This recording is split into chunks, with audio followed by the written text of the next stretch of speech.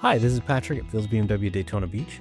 I just wanted to go over some features with you on a vehicle that I think might be sound a little basic, but definitely important to know. So I wanted to go over all the different ways you can open a trunk on a BMW. So I'm here in a 2025 BMW 530, and I just wanted to demonstrate some of the ways you can open the trunk.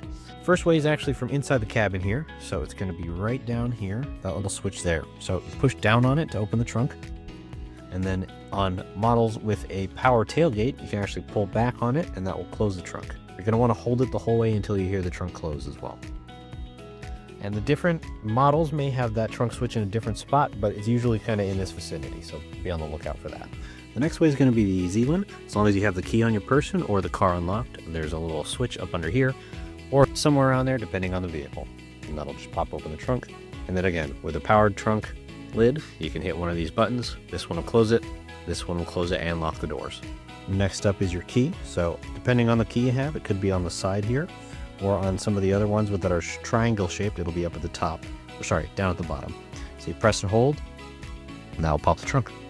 And again, you close it with those buttons at the top. This next way can be kind of tricky. So as long as you have the key on you, you're going to want to sweep your foot underneath the car, the rear bumper, and sometimes it'll take a couple tries. I like to go side to side or just a straight kick in. And that will pop the trunk as well. And that method can also be used to close the trunk. And again, just a matter of getting the practice on it and seeing which spot your car likes the best, where you can hit it to close the trunk. And you don't actually want to kick the vehicle, you're just putting your foot underneath the bumper.